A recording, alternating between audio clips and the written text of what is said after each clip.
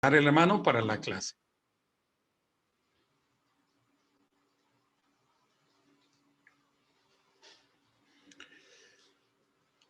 Tengo mucho gusto en recibirlos en la sesión número 29 de nuestra clase de ética cristiana. Y vamos a continuar con el planteamiento sobre la homosexualidad en cuanto a su dimensión ética. Vamos a continuar con la presentación de las diapositivas para acompañar la clase.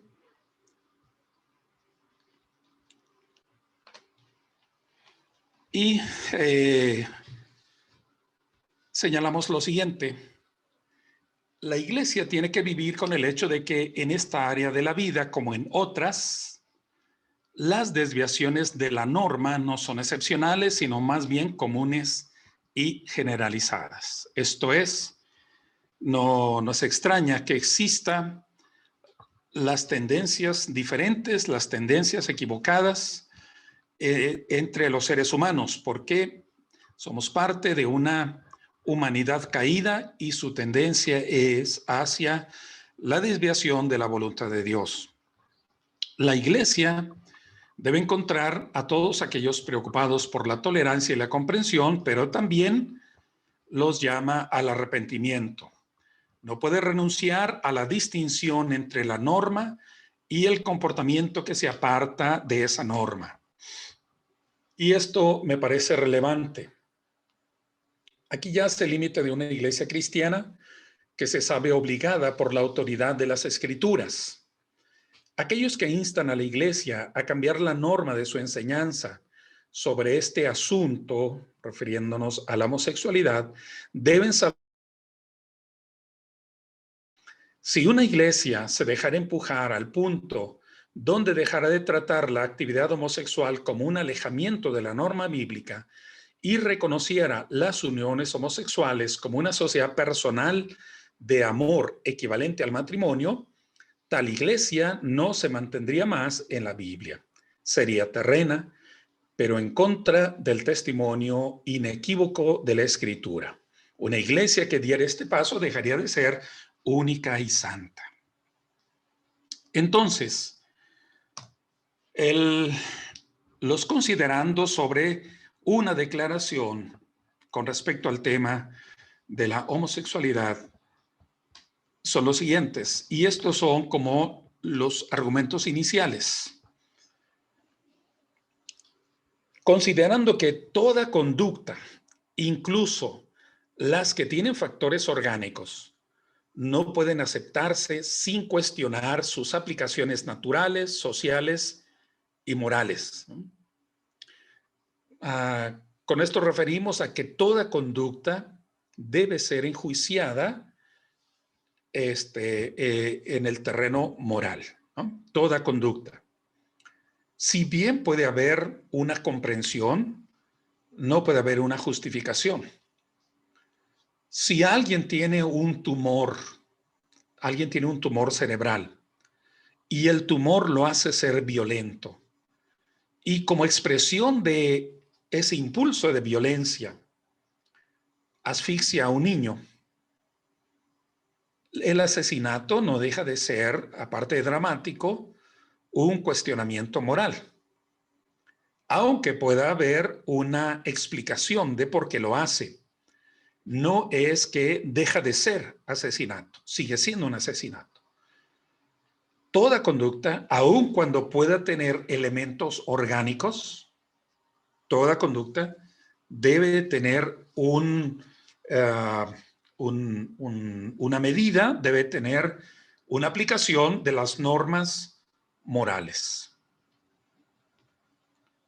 Considerando que somos responsables porque podemos controlar nuestra conducta, aunque no logremos controlar nuestros impulsos y emociones. Como seres humanos que somos formados a la semejanza de Dios, tenemos voluntad. Tenemos los seres humanos una libertad de ejercer el criterio y por esta condición somos responsables de las conductas que tenemos. independientemente de la historia que tengamos de vida, independientemente de los estímulos que tengamos a nuestro alrededor o de la carga genética, como señala el punto 1, independientemente de eso, debemos considerar lo siguiente. Tenemos un criterio de responsabilidad y hemos sido formados para lograr controlar la conducta. Esto lo dice Dios a Caín cuando está lleno de celo porque la ofrenda de su hermano fue la elegida y no la de él. Dios le dice, ¿verdad? En ti está la decisión, en ti está. Allí está la voluntad, ahí está la capacidad de decirle no. Como seres humanos podemos tener deseos, podemos tener impulsos, podemos tener emociones y de hecho las tenemos, ¿verdad? Tenemos reacciones emocionales y podemos llegar a sentir, ¿verdad? Deseos que son inapropiados, así como de violencia, pero también refiriéndonos aquí al ámbito de lo sexual o más específicamente a lo homosexual. La responsabilidad es tener control de la conducta, ¿verdad? Ser responsables de las conductas que tenemos. Considerando que el juicio final de los pecadores le corresponde a Dios, no a los hombres, ¿no?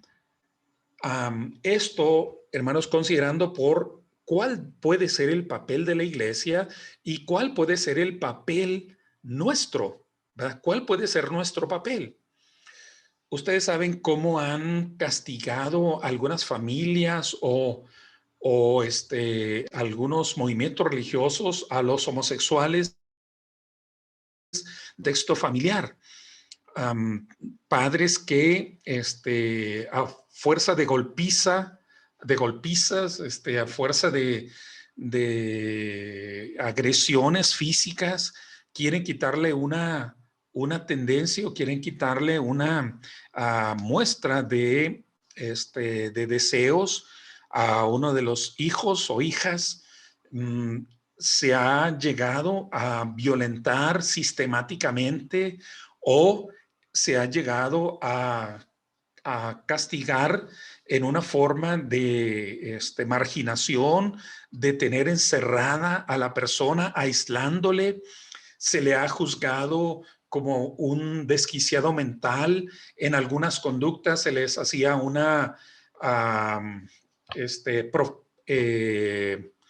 trepanación cerebral, ¿verdad? Se le ensartaba así como un bisturí por el ojo y se le cortaba parte del cerebro.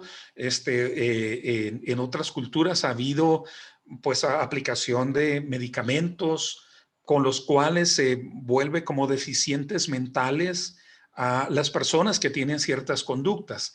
¿Hasta dónde debe llegar el límite de la acción que se puede tener con personas que tienen una tendencia o tienen un impulso diferente al que nosotros creemos como aceptable? Aquí debemos comprender que el juicio final, ¿verdad? El juicio sobre toda persona es algo que le corresponde a Dios. Nosotros no entendemos todas las cosas, nosotros no entendemos la realidad de lo que hay en el interior de una persona.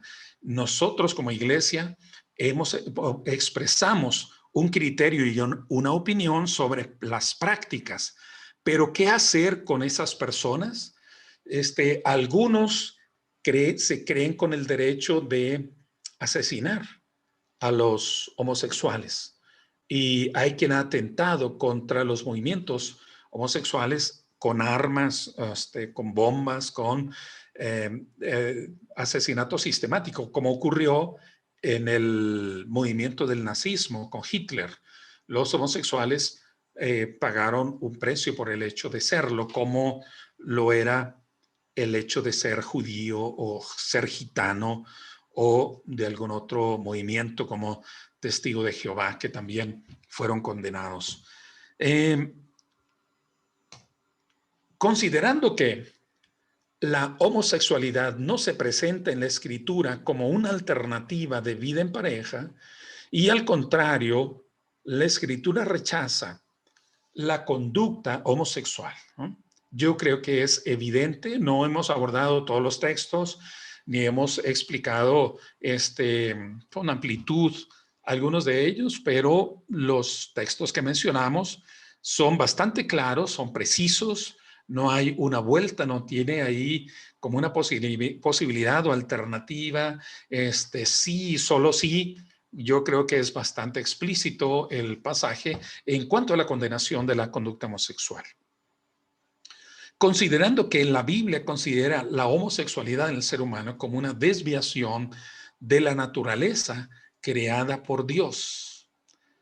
Es una desviación de lo que Dios ha creado, no solamente en la gente que no conoce la ley o que no conoce la revelación escrita de la palabra, sino aún aquellos que sin conocerlo tienen manifestaciones, tienen estas conductas, viene como parte de una depravación de la mente, una depravación del corazón, pero que en buena medida tienen la revelación natural o la revelación general de Dios en su cuerpo y en su conciencia.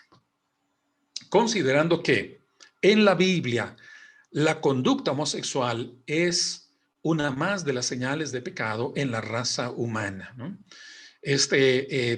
Muchas veces aquí nosotros la consideramos como mucho más agravante que otras cosas, ¿no? Como que nos hemos acostumbrado a los infieles, a los adúlteros, nos hemos acostumbrado a los adúlteros, pero tenemos una carga moral y emocional de condenación sobre los homosexuales, ¿no? Cuando yo era niño y hablaban acerca de que alguien era homosexual, yo me imaginaba todas las perversiones juntas, ¿no? O sea, toda la maldad junta. Como pensar un homosexual, pues es igual que un asesino de niños y que alguien que come carne humana, alguien que hace todas las maldades en medio de la oscuridad. Bueno, es un pecado, pero es una más de las expresiones de pecado. Es como el adúltero, es como el que ejerce violencia sexual, es un pecado, es una manifestación, sí, de la raza humana caída. Considerando que hasta ahora no se ha comprobado, ¿verdad?, de que haya un nacimiento homosexual, considerando que nadie nace homosexual, sino que son mayormente factores extraordinarios los que producen o propician la conducta homosexual. Son más factores situacionales y ambientales. En nuestro tiempo se ha considerado que en buena medida la multiplicación de los homosexuales tiene que ver como una especie de moda, una especie de snob, porque pues se empezó a hacer público que muchos artistas, que actores, actrices de Hollywood o de nuestros países, muchos de ellos son homosexuales, son lesbianas, tienen parejas del mismo sexo. Empezó a haber así como una fascinación de pues si esta persona es triunfadora, es una persona de éxito, entonces que es llamativo la manifestación o la declaración de ser homosexual. Son factores como estos, son factores de crianza, son factores situacionales, ambientales, son de influencias, son de modelos parentales, son carencias que tenemos en cuanto a la formación de los hijos, y mucho tiene que ver también con una sociedad o una sociedad en donde dominan algunas gentes que son de clara postura homosexual. Hay mucha gente del ámbito político y del ámbito artístico que son homosexuales y son promotores de la homosexualidad, ¿no? Muchos que fabrican las modas o que fabrican las prendas de vestir, Hay mucha gente también de ciertos sectores de de las inversiones económicas y de las posiciones elevadas de gobierno que son claramente practicantes de parejas del mismo sexo. Entonces, hay una influencia, hay una fuerza, ¿no? Hay una fuerza, sí, hay incluso apoyo económico a las naciones que favorezcan estos criterios de la ideología militante LGBTQ. Hay aportaciones para que hagan todos estos movimientos. Considerando que la sociedad moderna tiende a relajar más su opinión sobre la moral sexual, considerando este relajamiento también como un signo de lo que se conceptúa como moderno, una idea de que lo moderno es la tolerancia, la permisividad, el derecho individual, y considerando que en otras sociedades la homosexualidad es presentada como una alternativa válida de vida en pareja y que ésta se promueve, considerando, bueno, que estamos enfrentando este ambiente, la Iglesia ha tomado una postura. Las últimas tres considerandos. Considerando que hay una creciente acogida del manejo conceptual de las llamadas preferencias sexuales en nuestra sociedad, y lo cual condiciona el criterio de la gente más joven, causándoles confusión, ¿verdad? Porque a nuestros niños desde la escuela primaria ya les están educando en esta modalidad, les van formando, la escuela va formando con todos estos criterios. Considerando que una gran carencia en el ámbito familiar de una educación preventiva adecuada que reduzca al mínimo los factores situacionales o ambientales que favorezcan la conducta homosexual, y considerando que la evidencia científica no ha demostrado que la homosexualidad sea resultado directo de causas genéticas o neurohormonales, entonces la Iglesia hace esta declaración. La Iglesia de Dios, séptimo día, reconoce el matrimonio monogámico heterosexual como el instituido por Dios, según las Escrituras. Por lo tanto, rechaza las prácticas homosexuales y desaprueba la formación de parejas homosexuales, por considerarlas contrarias a la naturaleza dispuesta y ordenada por Dios para el ser humano, varón y mujer.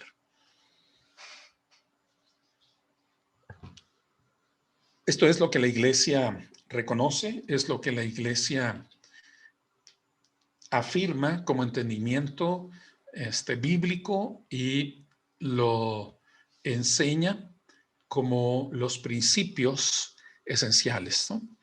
Entendemos que hay una creación de Dios como varón y mujer, y que la sexualidad se ha de manifestar dentro del matrimonio monogámico heterosexual.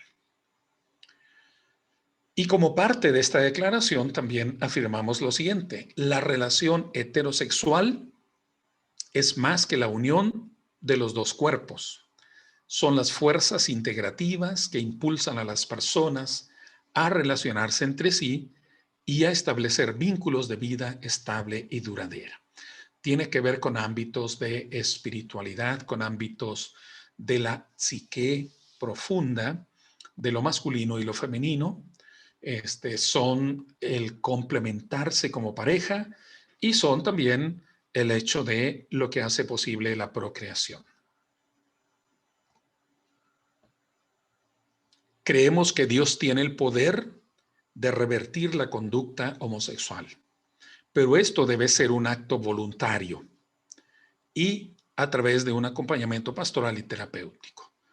Quienes muestran estas tendencias pueden incorporar una nueva conducta obediente a Dios. Creo que el apóstol Pablo en Romanos habla de esto, y también en Corintios nos señala que dice: los que tenían estos pecados ahora ya los han dejado, los que tenían esta forma de ser ahora ya lo dejaron.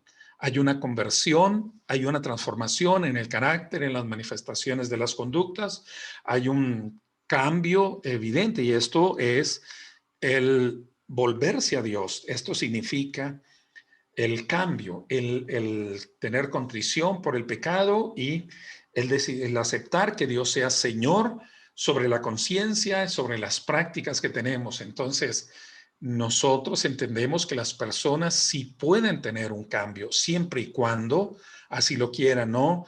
Es algo que nosotros podamos imponerlo ni por la fuerza, ni por coerción, ni por eh, este, eh, otras condiciones que a veces se utilizan de estilos terapéuticos muy extraños, ¿no?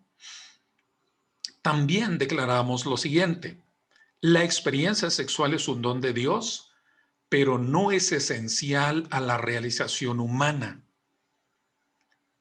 ¿Qué queremos decir esto con que no es esencial a la realización humana?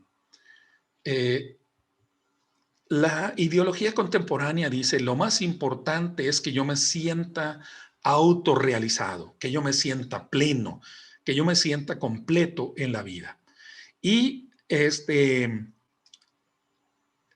la idea que tenemos es que no es obligado, no es una experiencia indispensable la sexualidad para sentirse pleno. Jesús no fue casado y no podemos decir que no fue un varón pleno. Creo que fue un varón pleno. Él tuvo su masculinidad, él tuvo su hombría, él tuvo su interacción, su relación con otras personas a partir de su identidad de varón, a partir de que él nace como varón y es circuncidado porque es un varón, se forma como un varón, tiene un empleo de varón, tiene una ideología de varón, interactúa con mujeres a partir de su identidad de varón. Como tú siendo judío, le dice la mujer ahí en el pozo de Juan capítulo 4, ¿no? Cómo es que esta mujer le dice, cómo tú siendo judío, ¿verdad? No le habla en términos ambiguos, sino lo identifica como un varón judío. Jesús, a partir de su identidad, tiene interacción con las diferentes personas, con varones, con mujeres, con niños. Él tiene interacción a partir de su propia identidad y no necesita de la experiencia sexual para ser pleno. El pasaje de Efesios nos dice, sean ustedes maduros, plenos. La palabra ahí teleios es que alcancen la expresión de su personalidad a la medida de la estatura de Cristo, ¿no? Tan maduros como Cristo. Cristo creo, ¿verdad?, que fue un varón maduro y en él se expresó de manera plena lo que es un ser humano. Así que entendemos que la experiencia sexual sí es un don de Dios, pero no es esencial, no es indispensable a la plenitud humana, a la realización humana. Creo que lo vemos también en personas que eligen el celibato, como Pablo y otros más a lo largo de la historia. La única alternativa al matrimonio heterosexual es la abstinencia sexual. Que es si alguien dice, no, yo no quiero tener un matrimonio heterosexual. Bueno, no tenga el matrimonio heterosexual, pero sea entonces célibe, ¿verdad? Es la abstinencia sexual. Parte de la declaración es, buscamos hacer de nuestras comunidades un medio cristiano de amor, comprensión, aceptación y apoyo espiritual para los homosexuales. Así que debemos tener una actitud de compasión, pero sin condescendencia. Y como en cualquier situación de acompañamiento pastoral, con límites, con reglas límites y una constante aproximación al ideal de Dios para los seres humanos. Hay hay un tema que hace Stott sobre los homosexuales en su libro de fe cristiana para los tiempos contemporáneos, y habla de cómo abordar el tema de la homosexualidad. Y él dice, deberíamos de tomar las tres virtudes teologales que son la fe, la esperanza y el amor, ¿no? La fe como la idea de acepto la autoridad de alguien que está encima de mí, y esa es la autoridad de Dios. Si yo acepto, reconozco la autoridad de Dios, entonces voy a dirigir mis pasos conforme a su revelación eterna, la revelación de su voluntad. El amor, que tiene que ver con el hecho de, aunque yo tenga estas tendencias, sé que Dios me ama. Aunque yo tenga estas inclinaciones, sé que Dios me ama. Y por el amor que siento de Dios, debo de mirar cuál es la voluntad de Dios para mi vida. Y el criterio de la esperanza, que es, ahora vivo tiempos tormentosos, tiempos complicados, pero un día esto desaparecerá, como cualquier inclinación pecaminosa. Cuando uno lucha con esa inclinación pecaminosa, son tiempos turbulentos, son conflictos bastante serios, pero que podemos afirmar por la fe en el Señor, confiándonos en sus manos. Podemos soltarnos en sus manos.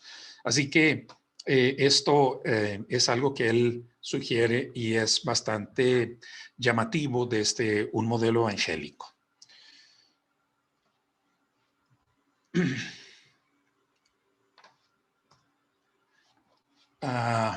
Bueno, ahí termina la declaración. Ahora, quisiera dejar finalmente estos criterios. No somos homofóbicos. Homofobia significa miedo, odio, desprecio o violencia contra las personas de condición u orientación homosexual. Entendemos que los derechos de las personas que integran el colectivo LGBTQ se derivan de su condición de seres humanos hechos a imagen y semejanza de Dios. No es solo por el hecho de que se hicieron una asociación y que le pusieron una banderita de arcoíris a su logo. No tiene que ver con eso. Para nosotros como cristianos, sus derechos tienen que ver con que son creación de Dios, como lo es cualquier otro pecador. Sin embargo, no compartimos como moralmente aceptable su conducta. No estamos de acuerdo, como la mayoría de las confesiones cristianas, en el estilo de vida homosexual, ni con que busquen equipararse con los mismos derechos que un matrimonio heterosexual. No estamos de acuerdo. Pero también, y este es otro criterio de acercamiento a este ámbito, los cristianos no imponemos nuestro criterio y no pretendemos que quienes no lo acepten sufran nuestro rechazo, pero sí defendemos y exigimos con humildad y firmeza que se respete nuestro posicionamiento a pensar diferente. Tenemos una identidad, tenemos valores y tenemos la declaración mencionada, y creemos que esa postura, creemos en esa postura, la defendemos. Y dentro de todo el marco de libertad que se exige, nosotros pedimos que haya respeto para nuestro planteamiento. Defender y promover la heterosexualidad es un derecho de la libertad de expresión. Y las leyes, aunque sean constitucionales y democráticas, si contradicen la palabra de Dios y desafían sus valores, las respetamos, pero no pueden obligarnos a aceptarlas. No todo lo legal es moralmente aceptable. Si usted trabajara en un ámbito de la burocracia. Si usted trabajara como en el registro civil, donde se hacen las actas para los ciudadanos, y a usted le piden un acta de una pareja homosexual, si en su país ya se aprobó el matrimonio homosexual, entonces usted está obligado, como parte de su trabajo, a hacer ese documento. Aunque usted internamente, moralmente diga, yo no estoy de acuerdo con esta forma de parejas, no estoy de acuerdo con estos matrimonios o estas asociaciones legales que se han conformado ahora.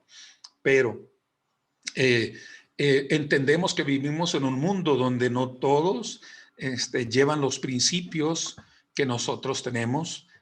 Vivimos en un mundo en donde hay diferencia. Sin embargo, dentro de ese mundo diferente, la iglesia tiene una postura, la iglesia tiene criterios y la iglesia tiene la obligación y el derecho de enseñarlos. Esto es, en términos generales, la aproximación que tenemos hacia la homosexualidad como criterio ético. Muchas gracias por su atención. Que Dios les bendiga. Vamos a dejar los últimos minutos para comentarios y preguntas. Con todo gusto vamos a tratar de abordar lo que sea posible. Paz, hermano pastor. Ausencia. Paz, hermano Matías. Un modo de comentario que nosotros tenemos, una persona que llegó a la iglesia el año pasado de condición homosexual, ya transexual, porque se vestía de mujer, de hecho bailaba en lo que es comparsas y era el centro de atención del pueblo y hoy está congregando en la iglesia. Comparto lo que usted decía, que no es más que una persona que no deja el chisme, a él le cuesta dejar por ahí vestirse a modo de comentario de calza, por ejemplo. Yo abordé la situación de su condición de tener relaciones con otro hombre y lo aceptó muy bien. A veces tenemos también nosotros como iglesia prejuicio. Me encantó la clase de hoy porque deja en claro lo que tiene que ser como iglesia, por eso le digo, por ahí teníamos muchos prejuicios y hablar con esas personas van comprendiendo bien y bueno, lo que sí también no es tan fácil pastorear a una persona así por medir las palabras y Sí. tratar con el amor de Cristo y como usted decía, tener fe y esperanza. Y bueno, pero la salvación está en Jesús y van aceptando, sí, esta persona está muy contenta, se siente bien, da testimonio en la comunidad de lo que es la iglesia. De hecho, evangeliza más que todos nosotros porque vale diciendo lo que encontró como iglesia, como denominación. Y bueno, también falta todavía que acepte a Cristo y se bautice para ser una nueva criatura, pero lo ha aceptado y bueno, quiero compartir eso porque para mí no es nada sencillo también pastorear a esa persona, pero sí es como todos que tienen su pecado y bueno, no es más de aquel que no puede dejar el chisme, por ejemplo.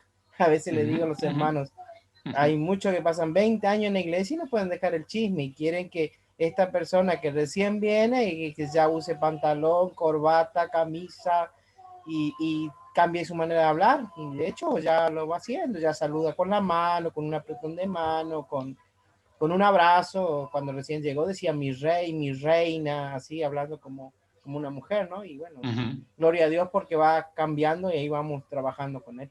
Pero sí era manera de comentar que en la iglesia hay uno ya y bueno, con la gracia de espero que se bautice para testimonio completo. Primero Dios, así será. Muchas gracias, Matías. Es un ámbito difícil porque debemos de tener mucho cuidado para no hacer condenación, y al mismo tiempo ser confrontativos, ¿verdad? Acerca de las conductas y manifestaciones. Algunas veces el entorno llega a ser complicado porque a uno lo juzgan. porque pues si le van platicando con alguien que tiene antecedentes así, pues empieza también el chismorreo, ¿verdad? Empiezan comentarios.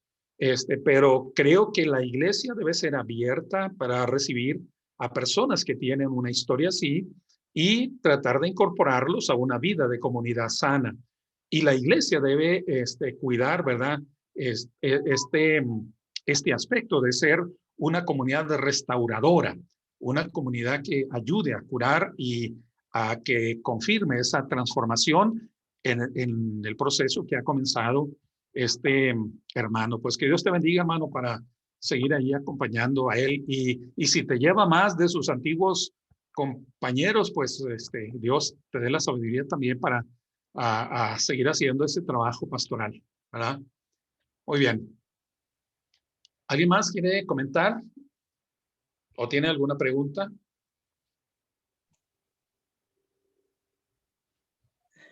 Paz, hermano Ausencia, paz, hermanos. Paz, hermana Rosalba.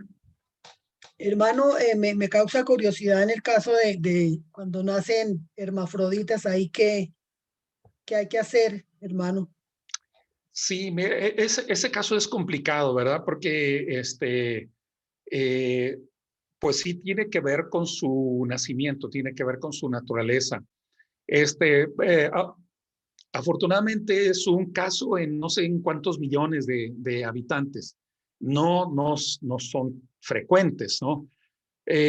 Algunas veces la opción ética la ofrece el médico entre darle a elegir a la persona cuando ya tiene una edad, o lo que es posible, a cómo pues operarle para que vaya teniendo o que tenga una identidad. Pero es uno de los casos en los cuales yo diría, si es una persona que tiene esta complicación, creo que la identidad que hay que conseguir, ayudarle a formarse es que si es algo muy complejo su vida sexual, uh, debe entender que si viviera sin tener intimidad sexual, ella puede ser plena o él puede ser pleno. Puede ser una persona valiosa, importante, especial a los ojos de Dios, eh, y que no necesite de vida sexual. Pero el problema de nuestra sociedad es que se dice, no, tienes que manifestar, tienes que tener práctica sexual para que entonces seas realmente reconocido y seas valorado. No, una persona puede vivir sin esa experiencia y ser completo. Eh, Creo que lo que hay que orientar es hacia el honor, hacia la pureza, hacia la rectitud y en lo que es posible intervenir médicamente, pues se hace, ¿verdad? Yo sé de algunos casos que han venido estas cirugías para apoyar a la persona que ha nacido en esas condiciones. Gracias, hermano. Muy Hermano, bien, y otra gracias a usted. preguntita. Gabriel, Ah, ¿o tenía otra pregunta? Sí, bueno, sí, hermano, espérame, es Gabriel, que sí. pues he escuchado, pues cuando uno se pone por ahí a mirar en YouTube, algunas personas se atreven a decir que Jesucristo nunca estuvo en contra de la homosexualidad. Entonces, que porque él no habló directamente. Entonces, pues yo digo, pues no hablo directamente, pero pues en ese momento me viene a mí el Marcos 7, donde Jesús habla de lo que sale del corazón y ahí toma en cuenta eso. Entonces, también le agradezco, hermano. Sí, hay un libro polémico que salió hace unos meses, ¿verdad? Solo un Jesús homosexual, bueno, utiliza un término peyorativo, puede salvar. Solo un Jesús homosexual puede salvar. Y ahí tiene sus argumentos un escritor español. Eh, Jesús no tiene una condenación explícita, pero él pertenece a la fe hebrea. Él pertenece al pensamiento del Antiguo Testamento y él tiene esos criterios, ¿verdad? Morales, yo creo que están bastante definidos. Alguna gente quiere ver que en una parábola, no, en un milagro, en una sanación que hace el centurión el jovencito por el que va a rogarle, dicen que era su amante del centurión y que Jesús le sanó al amante y si le sanó al amante, pues entonces quiere decir que él lo aprueba. El pasaje no dice eso, dice el siervo del centurión, ¿no? El siervo, como un hombre que manda a una parte de la tropa, quiere decir que él tiene condición económica y él tendría empleados. No hay ninguna connotación de que fuese un siervo sexual. No, nunca habría esa posibilidad, aunque o sea, algunos lo hayan o lo quieran ver así. Creo que Jesús pertenece a la enseñanza hebrea, la enseñanza bíblica, y si Jesús no hubiese enseñado eso,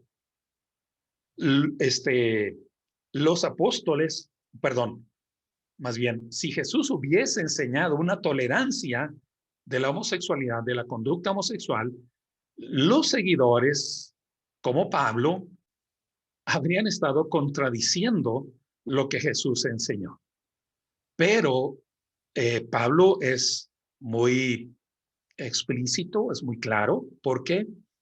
Porque pues fueron las preguntas que fueron surgiendo o los conflictos morales que fueron surgiendo cuando la iglesia empezó a expandirse.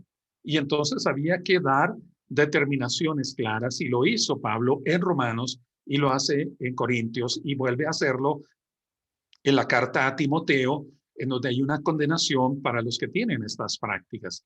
Entonces, no, si nosotros viéramos algo diferente, no veríamos una armonía en las enseñanzas entre Jesús y los apóstoles, y entonces la enseñanza de los apóstoles pues no tendría validez. Pero creo que hay una armonía si Jesús no lo hace, porque se mueve en un mundo, en el mundo judío, en el mundo hebreo, donde hay una reprobación a esa práctica. Pero cuando ya la iglesia empieza a expandirse en el mundo greco-romano, pues hay que mostrar una reprobación de algunas de las prácticas que tenían ellos. Gracias, hermano. Al contrario, gracias a usted. Gabriel. Paz, hermanos. Paz. ¿Cómo están? Todo bien, gracias a Dios. Me alegra. Solo comentar de que es un tema complicado. Si bien Pablo es tajante con el castigo, ¿no?, que le da a los afeminados, también en Apocalipsis, pero no debemos de olvidar el amor hacia esas personas. En la cultura nuestra acá en Argentina es muy marginado, condenado la práctica homosexual, pero inclusive en los cristianos. Pero no debemos de olvidar que son pecados diferentes, pero todos tenemos pecados. Son prácticas que las hacen porque son pecadores, ¿no? Y si bien debemos ser confrontativos, creo, pero también tenemos que tener amor por el prójimo, por ellos. Jesús dijo, más vale que nos atemos una piedra de molino antes de hacer caer a uno de esos pequeños, ¿verdad? Y también me gusta mucho la carta de Filemón, cuando Pablo le dice, no te olvides que tú también te me debes, tú también eres deudor. Eso siempre debemos tener en cuenta cuando vamos a trabajar o tratar con estas personas. Debemos ser confrontativos, pero debemos tener amor, misericordias, que no son peores que nosotros. Nosotros tenemos también lo nuestro. Como decían, el chisme es algo que que a veces también destruimos a nuestro prójimo y muchas cosas, ¿no? Entonces, no marginar, no condenar, sino que acercarnos con amor y misericordia, que es lo que necesitan estas personas, ¿no? Muchas gracias, Gabriel. Muy de acuerdo con tus palabras. Yo creo que ese debe ser el criterio, la compasión. Son criaturas de Dios, son hechos a imagen y semejanza de Dios, distorsionada por el pecado, como todo pecado, como ya lo han mencionado, de todos nosotros, ¿no? Creo que sí es muy importante de cuidar esta actitud que tenemos, porque sí muchas veces tenemos manifestaciones homofóbicas, ¿verdad? Por ejemplo, si llega alguien que sabemos que tiene esas tendencias, esa práctica, a la iglesia, pues así como que lo recorremos, ¿verdad? Con la mirada, lo juzgamos y a veces ya lo etiquetamos y casi que le decimos, pues tú no eres bienvenido aquí, pero debemos de acercarnos con el Evangelio de Jesucristo, ¿no? Como lo haría el Señor a cualquiera que se encuentre en el camino. Muchas gracias por esta aportación. Bere.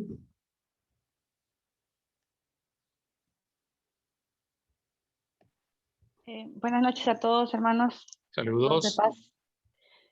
Bueno, yo estaba tratando de trabajar un poco en ese tema y entiendo que este pecado o esta condición en el ser humano es como cualquier otro pecado, como ya lo comentaban algunos hermanos anteriormente.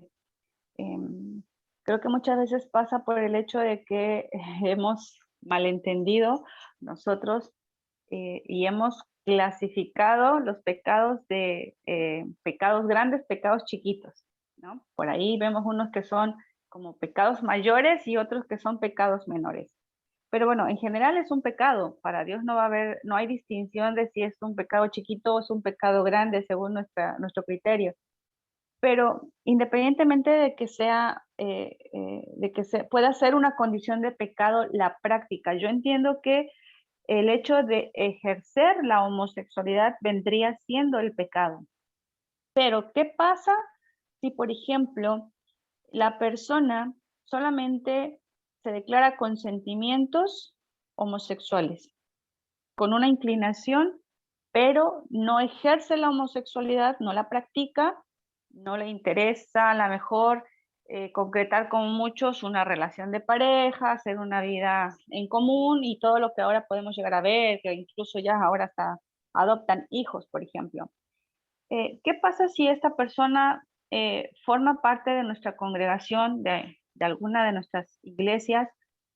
Ella puede no nada más formar parte, yo entiendo que puede formar parte, sí, porque es como cualquiera de nosotros pecadores, pero ¿hasta dónde una persona que trata de sujetar su carnalidad o su humanidad en esta condición puede, no sé si sea, bueno, sí creería sería la palabra correcta, ejercer algún ministerio o puede, no sé, ejercer sus dones? ¿Cuál sería o cómo debería ser quizá la postura de nosotros como miembros de iglesia respecto de si sabemos que hay una persona que tiene cierta inclinación, pero no la practica, no ejerce la homosexualidad como tal, trata de sujetarse a la palabra, trata de mantenerse al límite, pero ¿sería posible que ella entonces ejerciera sus dones dentro de nuestra congregación? En mi opinión, sí. Yo los he visto, personas que son amaneradas y dirigen el culto o hacen alguna participación. Yo conozco personas que han dicho, ¿verdad? Yo tengo esta inclinación, a ver, me vienen estos sentimientos o este deseo y participan en ministerios tal vez no muy vistosos, ¿verdad? Conozco a alguien que hace los arreglos florales de la iglesia. Tiene su trabajo, tiene un negocio próspero y aparte de eso, como un gusto, aprendió florería, no sé cómo se dice, arreglos florales, ¿verdad? Y entonces hace unos arreglos muy sofisticados, ¿verdad? Exquisitos, pone su toque ahí y los aporta para la iglesia. Cuando le toca a él hacer alguna ofrenda, porque aquí en México algunas iglesias tienen arreglo floral cada semana y entonces él lleva muy seguido los arreglos florales o a quien le toca hacer, llevar el arreglo floral se lo pide él. Entonces es como una parte y es parte de la iglesia, pero él ha sido respetuoso, nunca se le ha conocido, que ya es una persona de más que mediana edad, nunca se le ha conocido una pareja ni como un acercamiento de manera impropia a, a alguien del mismo sexo. Entonces, ha sido respetuoso en eso. Entonces, creo que se ha mostrado como una persona que ha tenido control de esos deseos.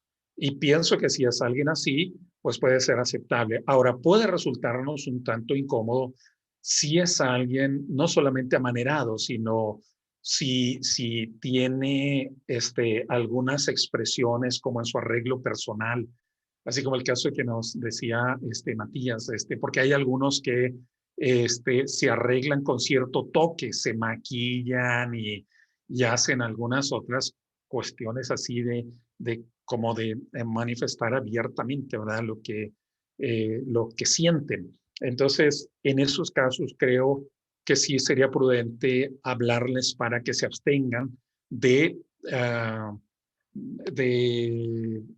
algunas cuestiones con las que pueden afectar el entorno de la comunidad que pudiera no entender bien lo que siente esa persona. Y entonces, si la persona tiene voluntad, disposición de vivir como cristiana, creo que habría cosas a las que ella también, esa persona, tendría que renunciar, ¿no? Cuidando como parte de su vida entera. Pero creería que sí, mientras no incurra en prácticas, porque además mucha gente esconde lo que siente. Mucha gente esconde lo que siente. Hay personas que están casadas, pero que pueden tener deseos diferentes, pero lo esconden. Entonces,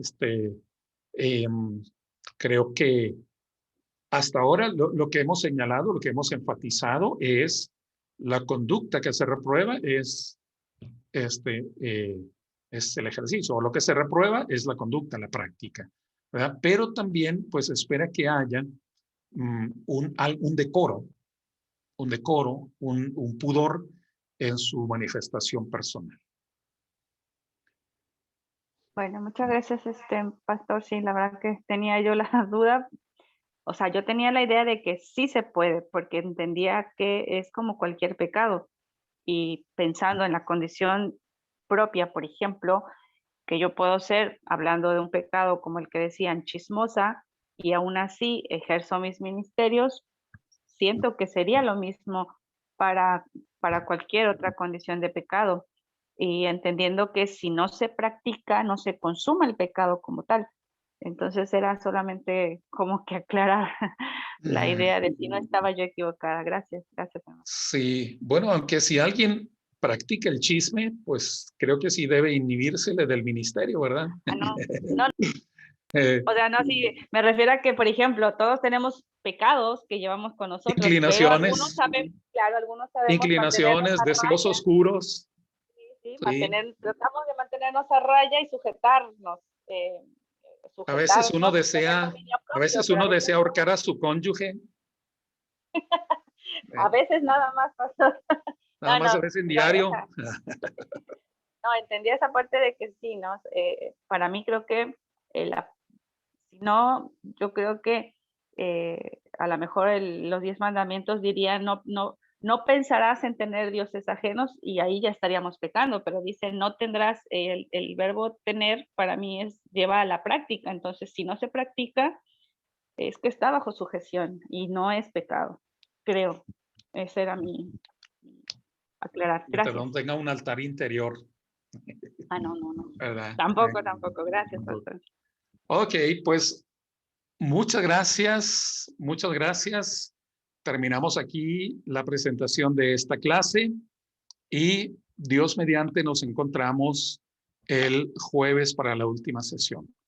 Dios les bendiga, Dios les guarde en todo momento y que el Señor nos ayude para vivir en este ambiente que nos toca ser contracultura. Nos toca ser sal y luz. El Señor sea con ustedes. Sí.